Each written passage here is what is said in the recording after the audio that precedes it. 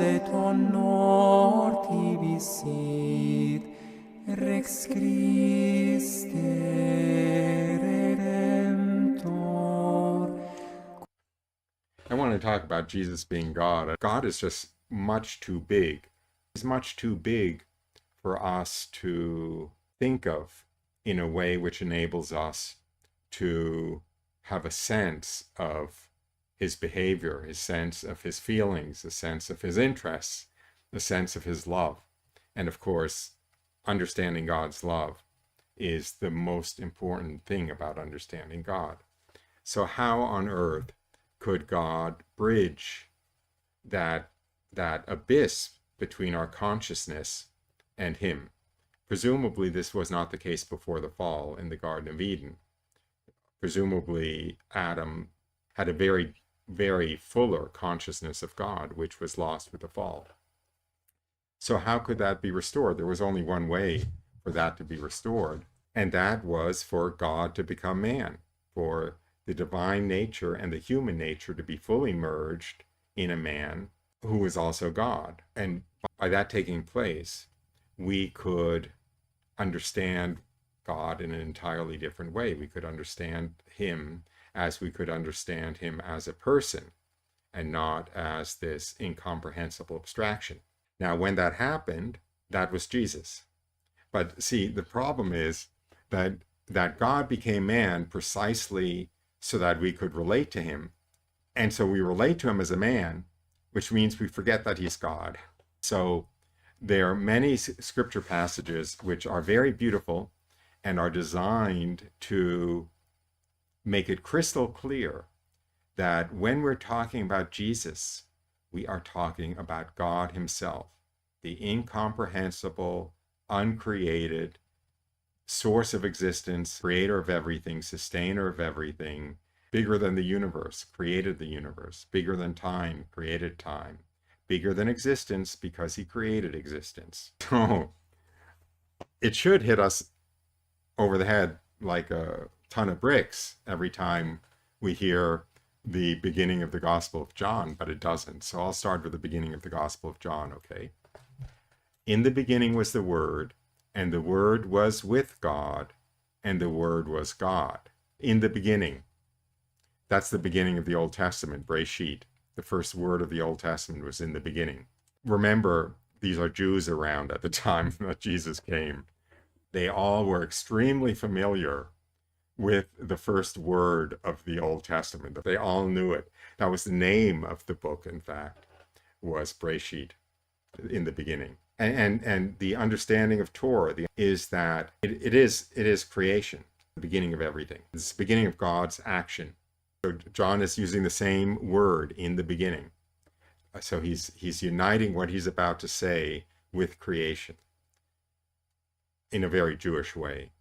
In the beginning was the Word, and the Word was with God, and the Word was God. Jewish theology is that God spoke creation into being. When God speaks something, it enters into being. It takes on existence. God spoke the world into existence. So in the beginning was the Word. The beginning of creation was the Word. All of creation came through the Word of God. The Word was with God. So the Word wasn't just an act of God. The Word was with God, and the Word was God. So the Word was God, but there is some separation of agency there, or separation of persons, right? The Word was with God, and the Word was God. He was in the beginning with God. So he predates creation. He predates existence, actually. He was in the beginning with God before existence came into existence. All things were made through him, and without him was not anything made that was made. Now remember, we're talking about Jesus, the guy who helps us win a soccer game or helps us find our homework when we can't find it. This Jesus who we trivialize, those Hallmark greeting cards where he's dressed as Jesus, but he's playing soccer with little kids or something. We have to bridge that gap, because this is Jesus that the first chapter of John is talking about, okay? All things were made through him, and without him was not anything made that was made. In him was life, and the life was the light of men. So, of course, life comes from him. And we have a very diminished view of what life is, by the way. Because science can shine an electron microscope on a cell, somehow that has turned life into something mechanistic or physical or examinable, but it isn't. The difference between a live plant and a dead plant, or a live person and a dead person, or a live amoeba and a dead amoeba, has an intrinsically spiritual character and is a connection to the spiritual world. It's not something that's entirely in the material world. So all life flows from him, and all light flows from him. And again, with science, does a good job of describing the material aspects of things. And therefore, we think that the material aspects are the essence of it, but it isn't. And light is an amazing example of that, because the behavior of light violates all logic. The speed of light is more constant than time is. The speed of light is a constant. Time is not a constant. There's something more fundamental about light than about time. The light shines in the darkness, and the darkness has not overcome it. So we've got this incredibly cosmic, all-encompassing, behind all of existence view of God, and then boom, we come to Jesus. There was a man sent from God whose name was John. He came for testimony, to bear witness to the light, that all might believe through him. The true light that enlightens every man was coming into the world. Okay, so God was coming into the world. He was in the world, and the world was made through him, yet the world knew him not. He came to his own home, and his people received him not.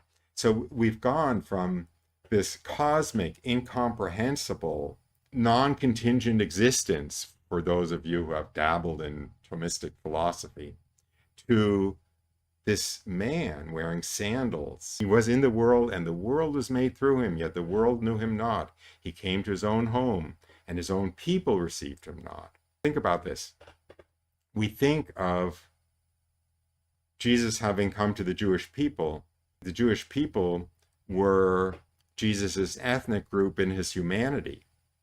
But John is actually saying something more. He's saying that the Jewish people were God's people in an absolutely unique way at the time. He came to his own home.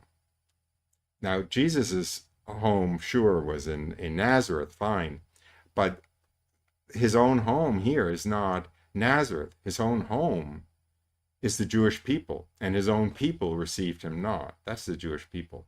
But to all who received him, who believed in his name, he gave power to become children of God.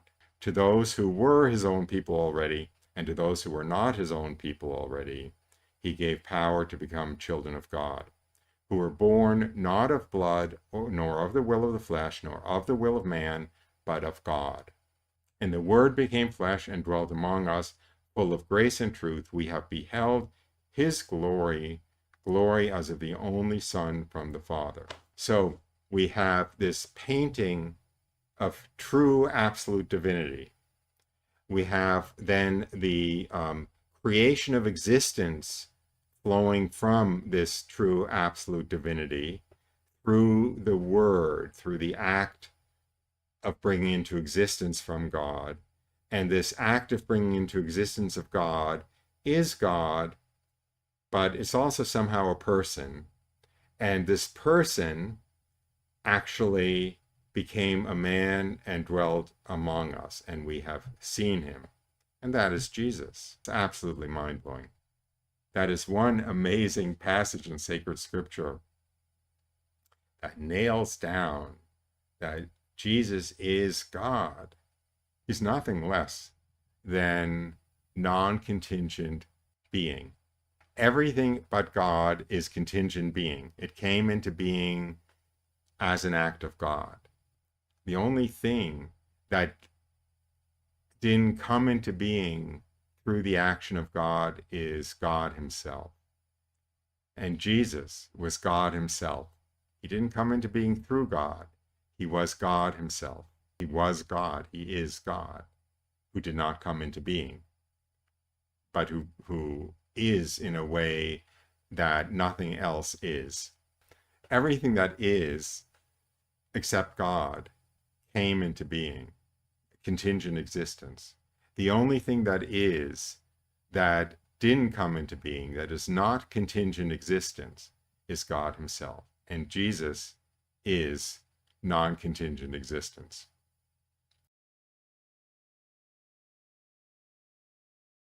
The other passage that makes it very clear that Jesus was God, which is Colossians 1, verses 15 to 20. So I'll read them. He is the image of the invisible God, the firstborn of all creation. For in him all things were created, in heaven and on earth, visible and invisible, whether thrones or dominions or principalities or authorities, all things were created through him and for him. Remember that at this point in time, everybody had gods. Baal was a god, Astarte was a god, the Old Testament, all these tribes had gods. But those gods were spiritual beings, but they were created spiritual beings. They're pretty lofty compared to man, and they have tremendous unseen power over the world of man. But they're just creatures, they're not God. But all of mankind, other than the Jews, but thought of them as God. And St. Paul is referring to them. That's what thrones and dominions and principalities and authorities are. They're ranks of angels. And they were being worshipped as gods, and people thought they were God. And St. Paul is saying, look, the person we're talking about, Jesus, he is the image of the invisible God. When you see Jesus, you see the invisible God. Jesus is the firstborn of all creation. For in him all things were created. In him all things were created. So he precedes all of creation.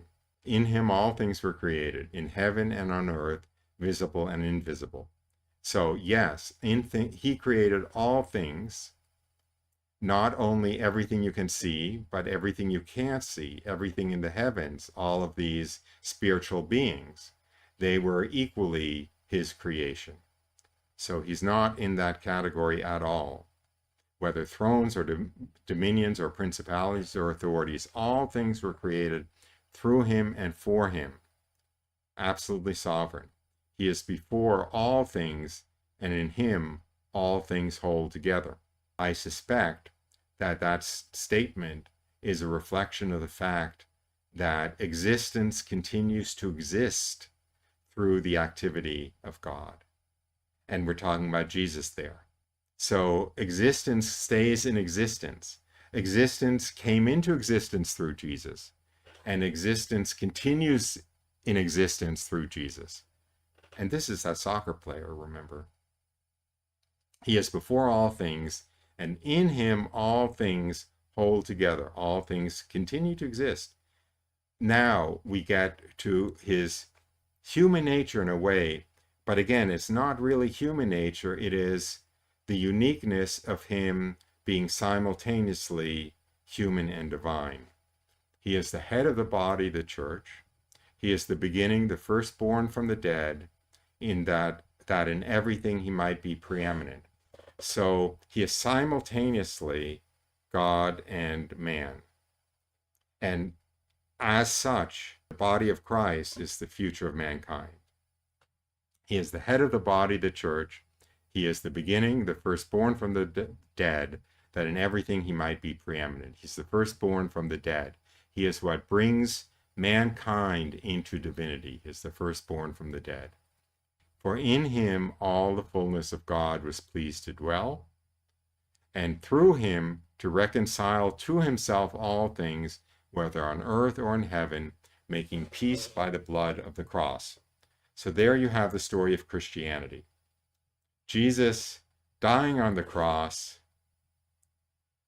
uniting humanity with divinity, made as clear as it possibly can be made in human language. Gloria laus et honor tibi sit, Rex Christe